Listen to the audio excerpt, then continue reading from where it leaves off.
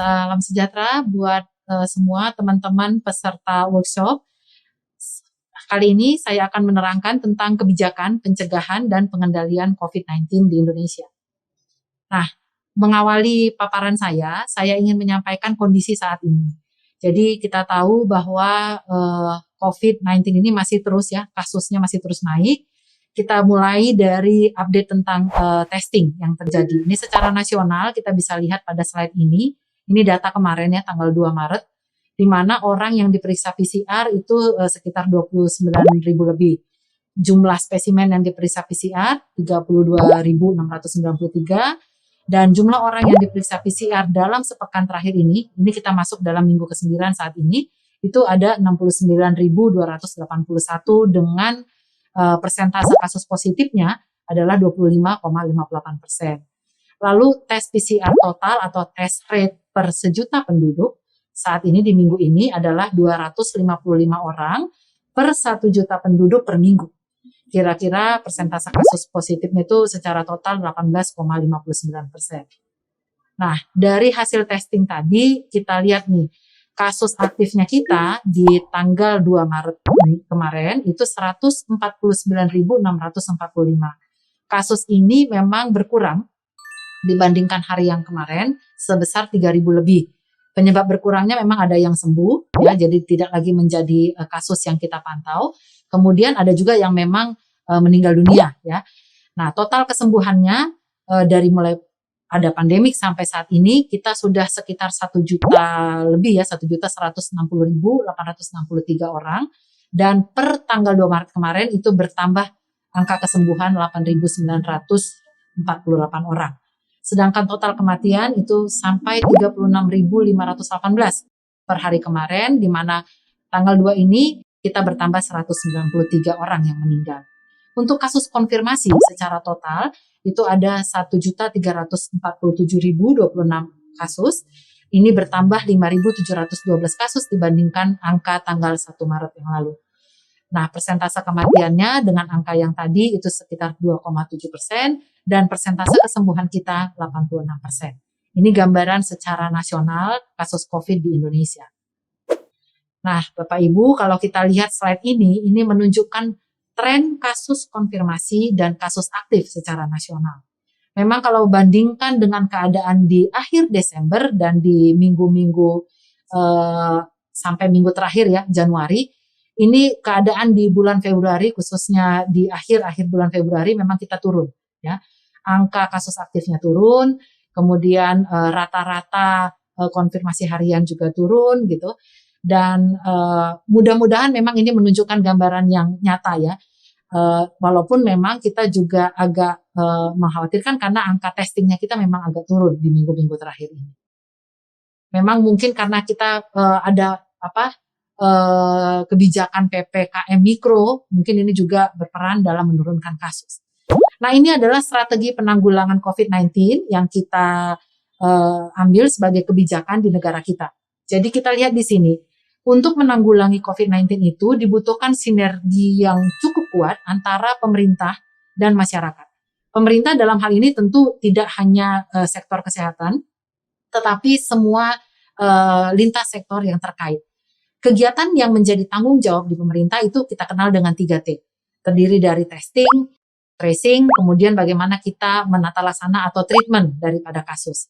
Ini memang kita akui belum optimal. Nanti di slide berikutnya saya akan sampaikan bagaimana sih sebetulnya harusnya melakukan testing, bagaimana harus melakukan tracing dan treatment yang sesuai gitu ya.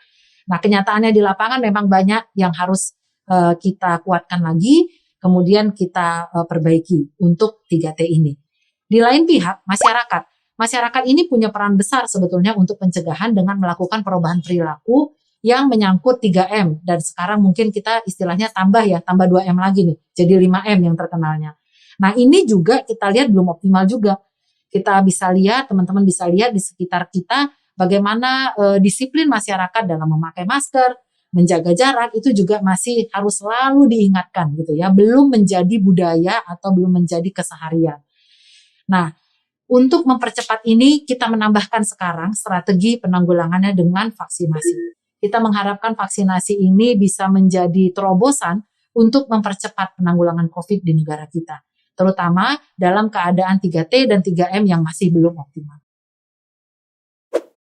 Nah, Bapak Ibu, untuk pelaksanaan yang tadi semua kita sudah memiliki dasar hukum yang cukup kuat. Ini adalah dasar hukum untuk besarnya bagaimana kita melakukan pencegahan dan pengendalian dari coronavirus. Kita punya keputusan Menteri Kesehatan nomor 413 tahun 2020. Lalu baru-baru ini kita juga membuat ada keputusan Menteri Kesehatan tentang penggunaan rapid test antigen dalam pemeriksaan COVID-19. Ini tertuang di dalam KMK nomor 446 tahun 2021. Dan ada KMK nomor 477 tahun 2021 tentang laboratorium penguji validitas dari rapid diagnostic test antigen. Berikutnya ini adalah dasar hukum untuk pelaksanaan vaksinasi COVID.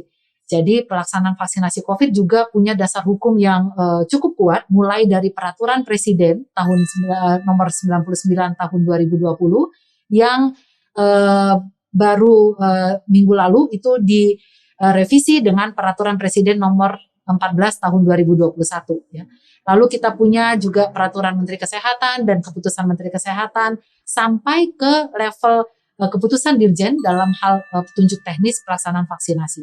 Jadi ada dasar hukum yang berjenjang yang sudah kita miliki untuk dalam pelaksanaan vaksinasi ini sehingga kita atau teman-teman yakin bahwa pelaksanaan vaksinasi ini udah cukup kuat dari sudut hukumnya. Nah, kita akan bahas satu-satu nih. Kita bicara dulu tentang testing. Jadi testing yang dilakukan di dalam pemeriksaan COVID-19 itu ada 3 ya. Jadi ada yang namanya metode deteksi molekuler atau Nucleic Acid Amplification Test (NAAT), seperti pemeriksaan PCR, pemeriksaan dengan TCM, pemeriksaan dengan LAMP untuk penegakan diagnosis. Sebetulnya yang ideal adalah metode deteksi molekuler ini untuk melakukan testing COVID-19. Namun karena keterbatasannya, maka WHO juga sudah mengeluarkan rekomendasi bahwa yang kedua, Rapid Diagnostic Test Antigen atau RDT antigen itu dapat dipergunakan untuk kepentingan pelacakan kontak, penegakan diagnosis, dan juga untuk melakukan screening COVID-19. Nah, yang ketiga testing yang kita lakukan, kita pakai rapid test antibody ya. Dulu ini kita pakai, tetapi testing ini tidak bisa digunakan untuk diagnosis. Jadi hanya dipakai untuk keperluan penelitian, misalnya serosurvey, itu bisa kita pakai. Nah, ini adalah gambaran yang kita miliki sekarang untuk laboratorium pemeriksaan COVID-19 dengan PCR. Jadi kita sudah punya 670 laboratorium. Ini tersebar di seluruh Indonesia. Teman-teman bisa lihat pada slide ini berapa jumlahnya per provinsi ya. Jadi ada jumlahnya per provinsi. Badan Litbangkes Kementerian Kesehatan itu akan bertindak sebagai laboratorium rujukan tingkat nasional. Nah, kita masuk ke pemeriksaan atau testing yang kedua tadi dengan memakai rapid diagnostic test antigen. Ini tadi kita sudah punya Kepmenkes nomor 446 tentang penggunaannya dan ada syarat bagaimana kita memilih rapid tes antigen yang memenuhi yang bisa kita pakai. Jadi harus memenuhi salah satu kriteria yang tertera pada slide ini. Ada kriteria A, B, C, D. Jadi kalau rapid test antigen itu sudah harus salah satu dipenuhi ya, salah satu kriteria. Kalau dia sudah memenuhi rekomendasi WHO, dia sudah terdaftar di WHO, berarti sudah bisa dipakai. Atau dia sudah terdaftar atau sudah memiliki rekomendasi yang dikeluarkan oleh Emergency Use Authorization US FDA, maka tes ini sudah bisa kita pakai. Atau dia memenuhi rekomendasi European Medicine Agency atau EMA, kita pakai. Atau produk ini dia belum punya yang 3 tadi, salah satu di antara ketiga tadi, tetapi dia sudah memiliki sensitivitas di atas 80% dan spesifisitas di atas 97%. Ini harus dikeluarkan oleh yang mengevaluasinya adalah harus Badan Litbang atau lembaga independen yang ditetapkan oleh Kementerian Kesehatan. Ya, jadi kita tetapkan ada 2 lembaga independen, nanti daftarnya ada di slide berikutnya, yang harus mengeluarkan uji ini, baru rapid tersebut dapat dipakai. Dan rapid ini harus dievaluasi setiap 3 bulan oleh Badan Litbangkes atau lembaga independen yang ditunjuk tadi. Nah, ini bagaimana kita menggunakan rapid antigen. Jadi kriterianya pertama kali kita harus membagi daerah kita itu masuk kriteria mana? Kriteria A, B, atau C. Jadi ada 3 kriteria daerah yang harus kita tetapkan dulu sebelum kita memutuskan kita boleh pakai apa. Jadi kriterianya itu dilihat dari akses terhadap pemeriksaan NAAT, ya, dihitung mulai dari pengambilan sampel, mulai dilakukan swab sampai sampel itu diterima oleh laboratorium. Itu makan waktu berapa lama? Nah, ini kita bagi atas cut off point-nya itu 24 jam ya. Jadi ada yang lebih 24 jam ke bawah. Kita lihat di row yang pertama, di baris yang pertama, kemudian nanti daerah yang waktu pengirimannya butuh di atas 24 jam itu nanti masuk di row bawah. Kemudian kita melihat indikatornya adalah kecepatan pemeriksaannya. Kecepatan pemeriksaan ini itu dihitung sejak mulai sampel diterima laboratorium sampai hasilnya keluar. Ini kita bagi 3. Jadi ada waktu tunggunya kecil 24 jam ke bawah, atau waktu tunggunya dari mulai di atas 24 jam sampai 48 jam, atau di atas 48 jam. Jadi perlu waktu 2 hari nih baru keluar hasilnya. Nah, itu akan ada pemetaan daerah A untuk daerah yang waktu tunggunya 24 jam ke bawah dan waktu pengirimannya 24 jam ke bawah. Untuk kriteria A ini, pelacakan kontak dan penegakan diagnosis itu hanya dilakukan dengan metode NAAT. Tetapi untuk screening kita masih boleh pakai rapid antigen, ya. Nah, konfirmasinya kalau rapid antigennya nggak boleh langsung jadi konfirmasi untuk daerah A. Harus dikonfirmasi lagi dengan tes NAAT. Kemudian untuk daerah yang waktu tunggunya itu memang pendek. Jadi waktu tunggunya cepat. Jadi artinya kalau tes itu sudah sampai di laboratorium, dalam waktu kurang dari 24 jam, dia sudah keluar hasil. Tetapi waktu mengirimnya, dari mulai sejak diambil sampai tiba di laboratorium, ternyata dia perlu waktu lebih dari 24 jam. Ini masuk ke kriteria B. Jadi kriteria B ini ada 4 nih.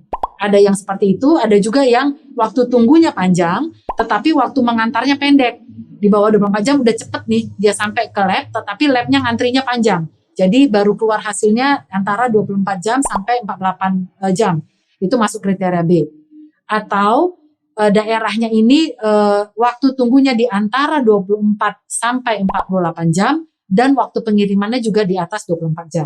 Itu pun masih masuk kriteria B. Satu lagi adalah daerah yang waktu tunggunya lebih dari 48 jam, jadi lebih dari 2 hari, tetapi waktu kirimnya cepat, kecil dari 24 jam. Itu masuk kriteria B. Nah, untuk kriteria B ini, maka pelacakan kontak, penegakan diagnosis, dan screening itu bisa memakai rapid diagnostic test antigen yang dikonfirmasi dengan NAAT. Jadi, pertama kali kita ambil, boleh pakai RDT, tetapi untuk menentukan orang itu positifnya adalah benar-benar positif, harus konfirmasi dengan pemeriksaan NAAT.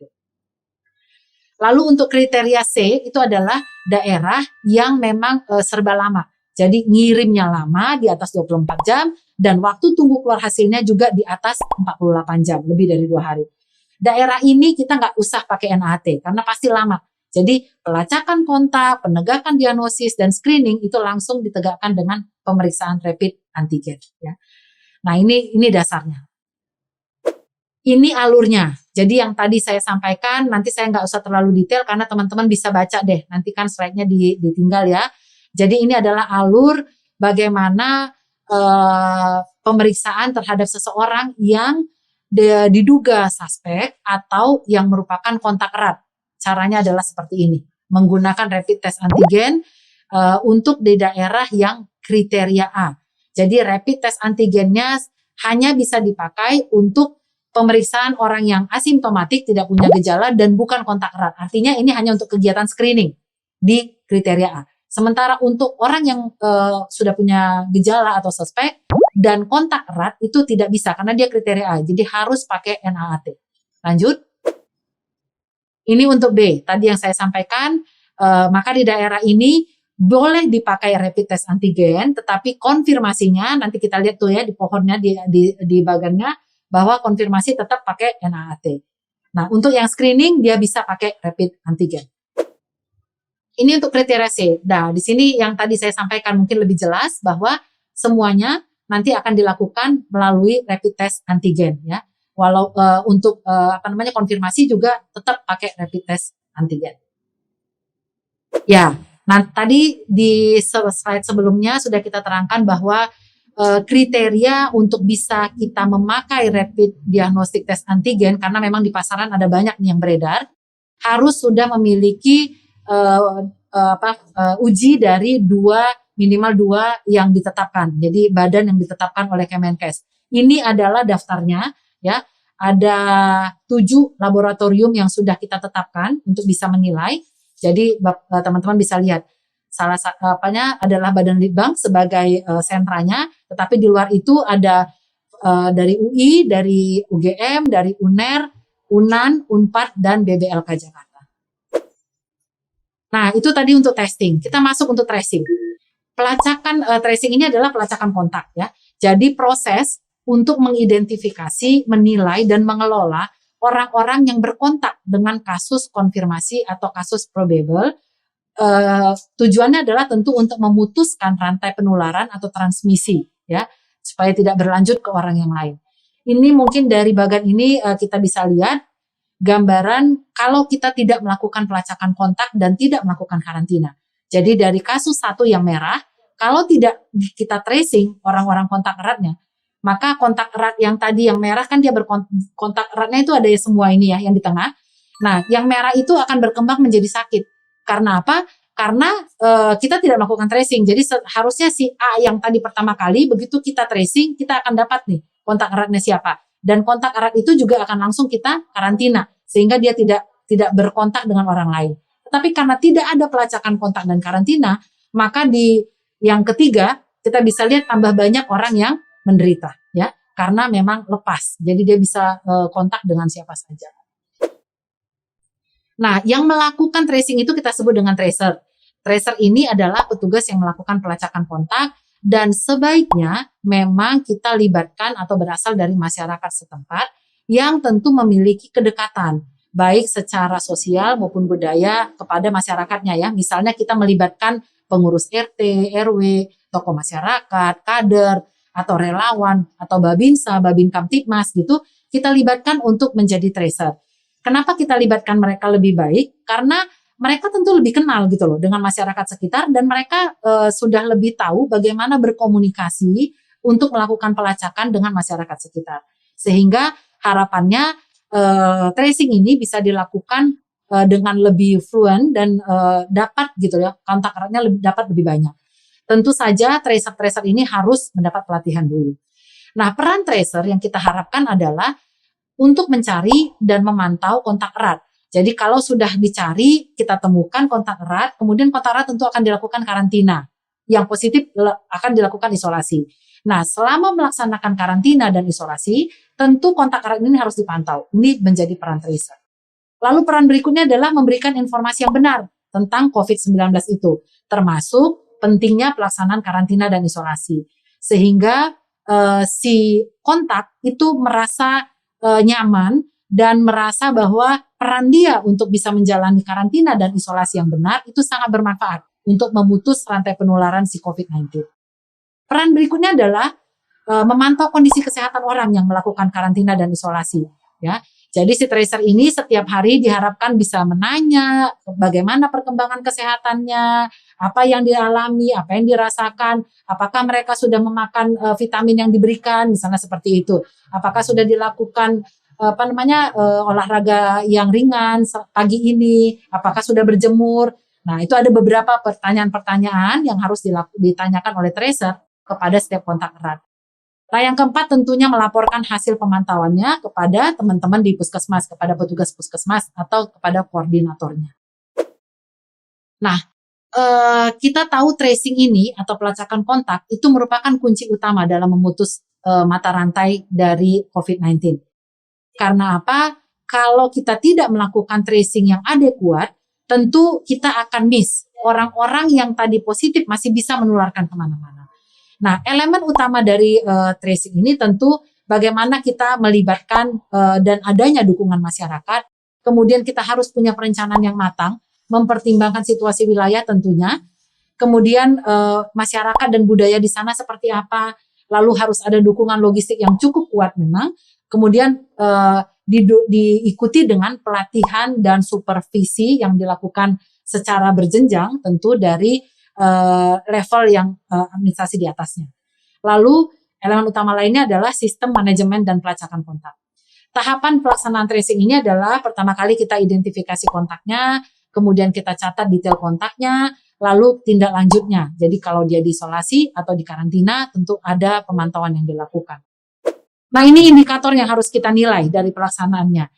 Yang pertama adalah harusnya lebih dari 80% kasus konfirmasi kita itu harus diidentifikasi kontak eratnya.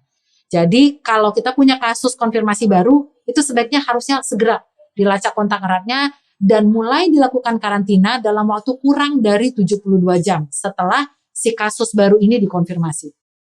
Yang berikutnya adalah semua kontak erat yang teridentifikasi itu harus dilakukan pemeriksaan laboratorium, ya.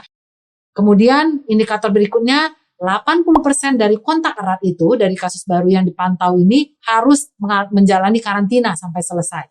Nah, ini yang agak masih belum jalan di lapangan, terutama karantina karena merasa dirinya negatif hasil pemeriksaan labnya, sehingga dia merasa tidak ada alasan yang cukup kuat untuk membuat dia harus dikurung gitu ya dalam tanda petik.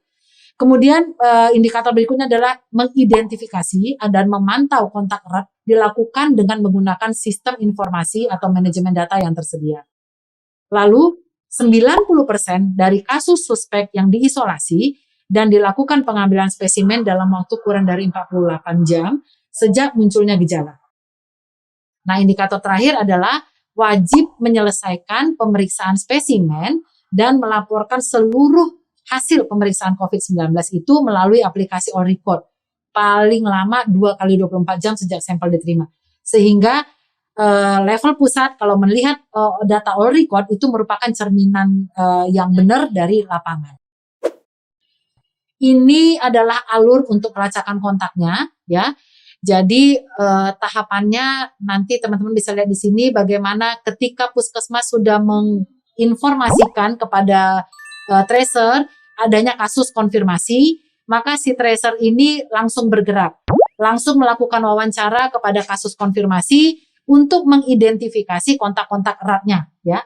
Lalu nanti kalau kontak erat udah dapat, maka kontak eratnya itu kalau ada misalnya, oh ternyata ada dia pergi ke luar kota gitu, atau kasus kontak eratnya ternyata domisilinya di luar wilayah kerja, ini akan dilaporkan ke puskesmas supaya puskesmas bisa berkoordinasi dengan Dinkes untuk bisa melacak kontak erat yang berada di luar wilayah.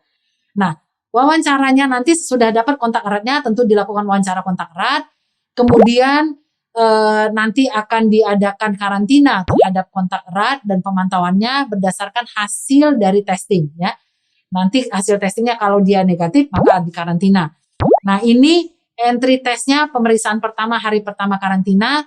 Jadi kalau negatif nanti sebelah kiri ya kita lihat lanjut karantina, dipantau tiap hari pakai format harian karantina, dan nanti akan ada tes setelah hari kelima dilakukan tes. Lagi yang kedua, kalau hasil tes itu negatif maka karantina selesai. Jika hasil tesnya positif maka orang atau kontak erat ini akan berubah menjadi dilanjutkan menjadi isolasi karena dia sudah menjadi kasus konfirmasi baru dan kemudian nanti akan dilacak lagi kontak eratnya. Nah, kalau dia positif, waktu di awal tadi pemeriksaan entry, maka dia langsung diisolasi sebagai kasus konfirmasi. Saat ini kita sudah punya 4.188 tenaga tracer yang sudah dilatih, juga 623 fasilitator tracer dari TNI. Jadi udah nambah tracer yang ada di lapangan saat ini. Ini alur testingnya. Jadi ini sebetulnya hampir sama seperti yang tadi, tapi tadi lebih fokus kepada antigen, rapid test antigen. Di sini kita lihat nih, kalau kontak erat tadi kan kita bagi dua ya, bergejala sama tidak bergejala. Kalau bergejala maka dia langsung isolasi, lakukan tes. Tesnya tergantung daerahnya. Daerahnya ABC yang tadi, dia pakai NAT boleh, pakai rapid test antigen boleh, tergantung kriteria daerah. Nah, ini dilakukan 2 kali kalau pemeriksaannya dengan selang waktu di atas 24 jam. Kalau 2 kali negatif, maka dia berarti bukan COVID, isolasinya selesai. Tetapi kalau tesnya itu salah satunya ada yang positif, maka dia confirm, lakukan isolasi. Nah, kalau dia tidak bergejala, kita karantina dulu nih. Setelah dikarantina, dia diminta untuk datang ke puskesmas untuk melakukan pemeriksaan, baik itu pakai PCR ataupun pakai rapid antigen. Nah, hari pertama diambil, kalau negatif berarti tetap lanjut karantina. Nanti di hari kelima kita ambil lagi, kalau tetap negatif, karantina selesai. Tetapi kalau yang negatif tadi di hari kelima waktu tes ternyata jadi positif, maka dia berubah menjadi isolasi.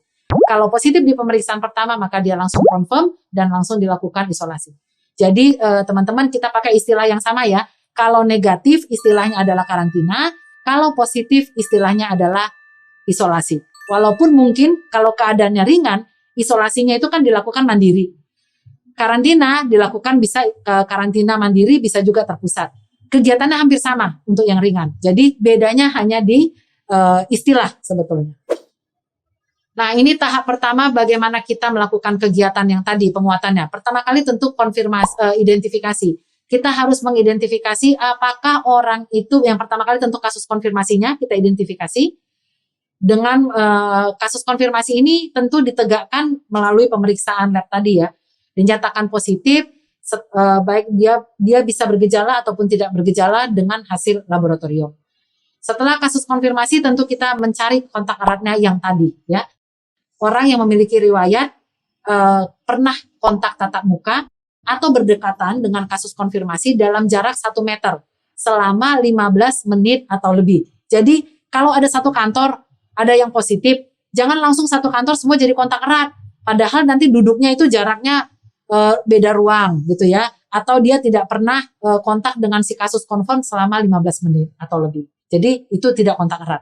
Kemudian riwayatnya dia pernah bersentuhan fisik langsung dengan kasus confirm, misalnya pernah berjabatan tangan atau berpegangan tangan atau berpelukan dan lain-lain. Ini yang keluarga biasanya kan anak kecil bisa juga nih jadi penularnya. Lalu kontak erat itu riwayatnya ada merawat langsung kasus konfirmasi tanpa menggunakan APD sesuai standar, atau ada situasi lain yang dianggap berisiko terjadinya kontak. Misalnya di dalam rumah tangga ya, dalam satu keluarga tentu kalau anggota keluarganya salah satu dia confirm positif, maka tentu kita langsung cari. Di masyarakat keadaan-keadaan yang seperti ini nih, misalnya yang positif itu dia ada riwayat dia pernah datang ke tempat ibadah 2 hari sebelum bergejala atau sebelumnya. Nah itu bisa kita lacak di tempat ibadah dia jarak yang 1 meternya, kemudian dia kontak lebih 15 menitnya dengan siapa saja. Atau misalnya ketika itu kita lihat waktu wawancara dia pernah melakukan perjalanan nih. Tentu rekan seperjalanannya itu juga kita kita lakukan pelacakan. Atau si confirm tadi, kasus confirm, dia pernah hadir di pertemuan-pertemuan sosial. Ini juga harus kita lacak. Jadi ini sebetulnya yang mengakibatkan kita bisa menargetkan bisa lebih dari 15 orang kasus atau kontak erat yang kita lacak dari satu kasus konfirmasi. Nah, perhatian khusus itu kita berikan kepada kontak erat yang lanjut usia. Misalnya usianya di atas 60 tahun, ibu hamil, atau orang dengan penyakit-penyakit penyerta. Ini harus kita khususkan dan kita segera laporkan ke puskesmas karena mungkin saja dengan keadaannya dia bisa gejalanya bisa langsung jadi berat. Jadi perhatian khusus kita berikan kepada kontak erat yang mengalami hal-hal ini. Nah ini kalender atau cara kita menentukan siapa sih kontak erat yang harus kita wawancarai ya. Jadi jika kasus konfirmasi itu bergejala, maka tracer atau kita itu harus menanyakan kepada si kasus konfirmasi ini, dia bertemu dengan siapa saja 2 hari sebelum gejala timbul sampai 14 hari setelah bergejala. Misalnya nih orang itu gak langsung kita ketemukan ya, ternyata dia kita temukan baru hari keempat setelah bergejala misalnya, maka itu 2 hari sebelum sampai hari keempat waktu dia kita temukan. Atau bisa jadi kita temukan dia udah 14 hari, ini harus kita wawancarai semuanya. Itu cara menemukan kontak eratnya. Nah, bagaimana untuk kasus konfirmasi yang nggak bergejala? Kalau dia tidak bergejala, maka kita tanyakan dia bertemu siapa saja 2 hari sebelum dia diambil swab dengan hasil yang positif tadi. Itu dia ketemu siapa aja, dia pergi kemana aja, seperti itu sampai 14 hari setelahnya. Ya, ini yang kita cari kontaknya siapa aja dan kita lakukan wawancara.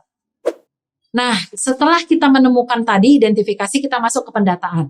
Jadi kita akan menghubungi dan wawancara kontak erat. Hasil wawancaranya nanti ada, cara-caranya seperti apa. Nanti semua informasi itu kita catat ya di dalam form 2 namanya. Jadi ada nama, umur, alamat, nomor yang bisa kita hubungi, tanggal kontak terakhir dengan kasus itu kita isi di form 2. Nah, kemudian kita akan menyampaikan kepada kontak erat beberapa pesan. Yang pertama, dia harus melakukan tes ke laboratorium. Yang kedua, sesudah ini dia harus melakukan karantina mandiri. Ya, yang ketiga, bahwa nanti akan dilakukan pemantauan harian. Jadi Bapak, Ibu, kami akan menanya loh setiap hari keadaan Bapak, Ibu. Jadi tolong ya, kalau telepon saya diangkat gitu. Nah, kemudian kita pesankan ke dia agar segera lapor kalau ada muncul gejala. Ya, jika muncul gejala segera lapor karena kita harus melakukan rujukan atau pemeriksaan swab. Ini follow up atau pemantauan yang dilakukan oleh si tracer. Jadi petugas sendiri memang harus cukup sehat dan telah mendapat pelatihan. Kemudian dia harus berkoordinasi dengan tokoh atau pemerintah setempat untuk menghindari adanya stigma dan diskriminasi. Ya, lalu dilakukan supervisi berjenjang dari level di atasnya, Dinkes provinsi, Dinkes kabupaten kota, puskesmas bisa melakukan memonitor apa yang dilakukan tracer di lapangan untuk makin memperkuat atau meningkatkan performance daripada si tracer. Nah, kemudian si tracer ini akan mengisi laporannya di dalam form pemantauan, di dalam monitoring harian, dan juga dia akan melakukan pemeriksaan lab jika si kontak itu mulai muncul gejala. Ya. Nah, setelah kita melakukan tracing, tadi ya, istilah karantina dan isolasi. Nah, ini harus kita lakukan sebagai follow up dari hasil tracing kita. Karantina itu adalah kegiatan pemisahan kontak erat yang belum bergejala dan pemantauannya dilakukan oleh tracer. Nah, sementara isolasi itu adalah kegiatan memisahkan kontak erat yang sudah bergejala atau kasus konfirmasi COVID-19 dari orang lain. Kemudian pemantauan isolasi itu dilakukan oleh tracer kalau keadaannya masih tidak bergejala atau mungkin dia hanya punya gejala ringan. Dan juga harus dipantau terus oleh petugas kesehatan. Jadi bedanya kalau yang isolasi memang harus ada pemantauan oleh petugas kesehatan. Karantina atau isolasi itu dilakukan untuk menjaga orang-orang di sekitar kita tidak tertular. Dan kita memudahkan si tracer dan petugas kesehatan untuk melakukan pemantauan kesehatan orang yang di karantina atau di isolasi ini. Kalau kita lihat yang itu hampir sama tadi bagannya dengan bagan yang sebelumnya ya. Jadi harapannya kalau kita lakukan isolasi di yang bawah nih, teman-teman bisa lihat yang merah itu tetap satu. Karena dia udah kita isolasi, dia tidak bisa menularkan kepada orang lain. Jadi penularannya berhenti. Nah, tempatnya di mana aja? Nah, kalau orang itu berdasarkan gejalanya. Tadi saya sampaikan kalau dia tidak bergejala atau hanya gejala ringan, maka isolasi atau karantina itu bisa dilakukan di rumah masing-masing kalau syaratnya dipenuhi. Atau bisa dilakukan di fasilitas khusus jika rumah tidak memenuhi syarat. Nah, kalau orangnya sudah bergejala, gejala sedang, maka dikasih dia di refer atau dirujuk kepada rumah sakit yang non-rujukan. Kalau sudah mengalami gejala berat, maka kasus tersebut harus kita rujuk ke rumah sakit rujukan. Daftarnya nanti sudah ada. Nah, ini adalah hal-hal yang perlu diperhatikan dalam penyiapan fasilitas ya. Jadi di rumah seperti apa? Harus ada ventilasi atau aliran udara yang baik. Pencahayaannya juga harus baik dan cukup. Kemudian kamar tidurnya itu harus sendiri, terpisah. Dan kalau dia memang mau bertemu sama anggota keluarga yang lain harus selalu menjaga jarak ya. Jadi nggak boleh dekat. Kemudian harus tersedia fasilitas masker dan sarana cuci tangan atau hand sanitizer yang cukup. Jadi dia harus kerap mencuci tangan. Mencuci tangan, desinfektan, bersihkan permukaan dengan desinfektan secara berkala. Kemudian kita bantu dia untuk melakukan pemantauan harian jika ada timbul gejala terhadap gejala ya. Jadi tiap hari orang ini harus mengukur berapa suhu badannya sekarang, diupayakan dia punya nih temperatur. Kemudian dia harus menyampaikan apa yang dia rasakan sekarang gitu ya. Nah, si orang ini atau si kontak erat ini juga harus selalu berkoordinasi dengan fasilitas layanan kesehatan setempat. Dan anggota keluarga yang merawat atau yang melayaninya itu harus memperhatikan protokol kesehatan. Jadi walaupun dia di rumah, kalau dia anggota keluarganya mau ngasih dia makan gitu ya, itu harus pakai masker. jaraknya harus tetap diperhatikan, dan cuci tangan segera setelah keluar dari tempat yang bersangkutan. Nah, sampah dan cucian itu harus terpisah dari anggota keluarga lain, jadi nggak boleh disatukan ya. Untuk pakaian kotornya itu harus terpisah. Alat makannya juga harus tersendiri, atur menggunakan fasilitas MCK-nya dan physical distancing-nya, menggunakan alat mandi itu harus sendiri. Ini yang harus diperhatikan. Kalau syarat-syarat ini tidak bisa mencukupi, maka ya dia harus kita rujuk ke tempat isolasi atau karantina yang sudah tersedia di situ. Ya, berikut ini kita bisa lihat alur koordinasi dari pelaksanaan pelacakan kontak. Jadi kita bisa lihat secara berjenjang nih, pelaksanaan kita lakukan di level bawah ya, di desa, itu dilakukan oleh aparat-aparat desa, tentu bekerja sama atau di bawah supervisi puskesmas ya. Di sini dilakukan kampanye, pengawasan, kita lakukan tracing maupun testingnya, serta karantina isolasi di sini.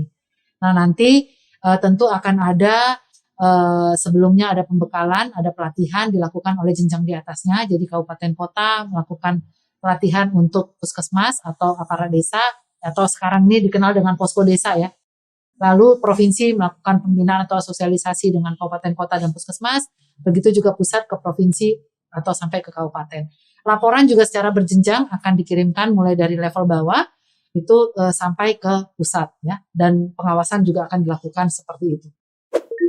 Nah ini mungkin penting supaya nanti teman-teman tahu ya, karena sekarang kita sedang melaksanakan PPKM Mikro yang dimana intinya adalah pelaksanaannya di tingkat desa atau kelurahan. Ini peran puskesmas seperti apa dalam pelaksanaan 3T-nya, peran kader, Babinsa, Babin Kamtipmas sebagai pelaksana tracing juga di sini bisa dilihat. Intinya seperti saya tadi sudah ceritakan sebetulnya. Lalu pemerintah desa, kelurahan, masyarakat setempat itu lebih kepada mensupport ya, agar pelaksanaan tracing, isolasi, karantina, testing itu bisa berjalan dengan baik. Nah, kita masuk ke 3T yang terakhir yaitu treatment. Treatment ini dilakukan tentu di vaskes ya. Kalau sudah bergejala dan sedang sampai berat. Kita meningkatkan treatment, kita lakukan dengan menambah rumah sakit rujukan, kita tingkatkan jumlah atau kapasitas tempat tidur, isolasi, dan ICU untuk perawatan pasien COVID. Ini sudah ada surat edarannya. Kemudian bagaimana kita mendirikan rumah sakit darurat atau rumah sakit lapangan untuk bisa segera menindaklanjuti kasus-kasus COVID. Kemudian penguatan mutu dalam pelaksanaan pencegahan dan pengendalian infeksi di rumah sakit, dan kita tata sistem rujukannya supaya lebih cepat langsung kegiatan rujukan berjalan ketika satu orang kasus kontak erat itu berkembang menjadi positif dan kemudian gejalanya menunjukkan pemberatan. Ini upaya antisipasi yang kita lakukan dalam menanggulangi peningkatan kasus COVID di negara kita.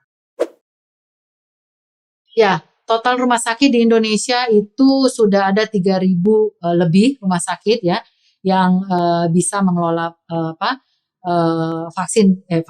pasien COVID di awal, dan rujukannya itu ada 981 rumah sakit. Kita bisa lihat di sini di slide yang sebelah kanan di gambarnya ada di masing-masing provinsi ada berapa rumah sakit rujukan, dan kalau kita lihat kapasitas tempat tidur memang kita tingkatkan terus ya. Jadi teman-teman bisa lihat pada grafik batang di bawah ini jumlah dari kapasitas tempat tidur ICU dan isolasi memang terus kita upayakan bertambah.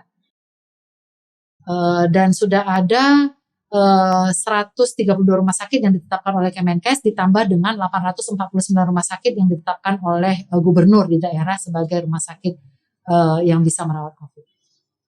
Ya, kita masuk kepada vaksinasi.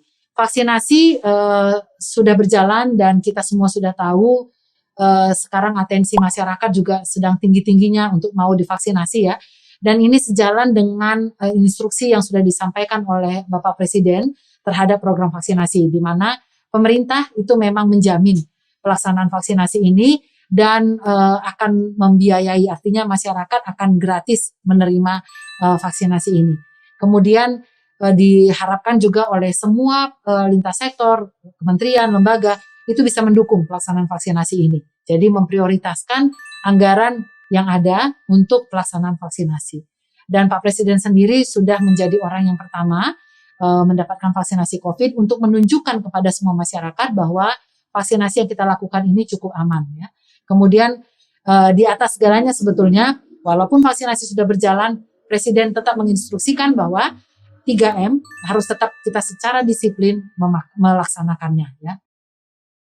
Nah, jumlah masyarakat atau sasaran yang harus kita vaksinasi untuk bisa mencapai herd immunity memang cukup besar. Jadi diharapkan 70% penduduk Indonesia harus bisa mendapatkan imunisasi supaya kita bisa mencapai kekebalan masyarakat atau kekebalan kelompok tadi. Tentu jumlahnya itu kurang lebih 181 juta orang lebih dan itu membutuhkan vaksin yang cukup banyak sehingga kita harus punya strategi bagaimana caranya kita bisa memenuhi kebutuhan vaksin ini. Strateginya di Indonesia kita bagi atas dua, jangka pendek dan jangka panjang. Jangka pendek ini kita langsung alih teknologi dan juga peningkatan kapasitas yang bekerja sama dengan produsen-produsen dari luar negeri yang sudah berhasil memproduksi. Kemudian secara jangka panjang kita mengembangkan vaksin dari kita sendiri di Indonesia yang dikenal dengan vaksin merah putih. Nah ini yang tadi saya bilang yang jangka pendeknya kita bekerja sama dengan saat ini dengan Sinovac Biotech Cina untuk memproduksi vaksin COVID-19 yang diproduksi oleh PT Bio Farma bekerja sama dengan Sinovac Cina. Nah ini ada alih teknologi, uji klinis yang fase 3-nya juga kita lakukan di tempat kita, ada 1.620 relawan yang terlibat di dalamnya, sehingga Badan POM mengeluarkan setelah hasil clinical trial fase 3-nya keluar, maka Badan POM mengeluarkan persetujuan untuk memakai vaksin Sinovac ini dalam bentuk emergency use authorization, sehingga kemarin pada tanggal 13 Januari yang lalu vaksin ini sudah bisa kita pakai. Nah, dalam karena sasaran yang cukup besar yang tadi saya sampaikan 181,5 juta jiwa sasarannya, sementara vaksin itu tersedianya memang bertahap, maka pelaksanaan vaksinasi juga akan kita bagi dalam tahapan. Ada 4 tahapan pelaksanaan vaksinasi. Yang pertama adalah pada petugas kesehatan. Ini karena pentahapannya dibagi berdasarkan tingkat prioritas atau tingkat risiko dari masing-masing kelompok ini. Jadi makin beresiko dia makin duluan dilakukan vaksinasi. Nah, mulai dari petugas kesehatan karena mereka yang paling beresiko, saat ini kita masuk pada tahap 2, yaitu vaksinasi dilakukan kepada petugas publik dan kepada lansia sebagai tingkat risiko berikutnya ya. Dan kemudian nanti kalau sudah selesai diharapkan nanti Mei, ini maaf belum terlalu diupdate ya. Harapannya adalah nanti pelaksanaannya sampai bulan Mei nih, Mei atau awal Juni gitu ya. Kita akan beralih kepada fase 3, tahap 3 kepada masyarakat rentan, yaitu masyarakat yang tinggal di daerah tinggi risiko penularan. Kemudian nanti sesudah itu kita beralih kepada kelompok masyarakat lainnya. Nah, diharapkan memang kita bisa selesaikan vaksinasi ini dalam waktu 1 tahun tadinya. Walaupun di dalam bagan ini kita teman-teman bisa lihat bahwa tadinya awalnya kita berencana sampai ke kuartal pertama tahun 2022. Mungkin itu kali ya untuk vaksinasi. Saya pikir ini yang saya sampaikan adalah mungkin untuk vaksinasi tambahannya adalah mohon semuanya dapat bersabar. Jadi kami berharap bahwa teman-teman ini nanti sebagai agent ya, agent untuk menyampaikan sosialisasi kepada masyarakat karena masyarakat sekarang atensinya kuat untuk vaksinasi. Yakinlah bahwa semua masyarakat akan dapat vaksinasi. Tetapi pentahapan yang tadi saya sampaikan itu menjadi perlu. Jadi harap bersabar, nanti sampai gilirannya dapat kita bersama-sama bisa divaksinasi semua. Mungkin itu yang bisa saya paparkan pada sesi ini. Terima kasih, mohon maaf kalau dalam penyampaiannya ada hal-hal yang kurang berkenan. Semoga bisa membawa manfaat bagi teman-teman semua. Terima kasih. Wassalamualaikum warahmatullahi wabarakatuh.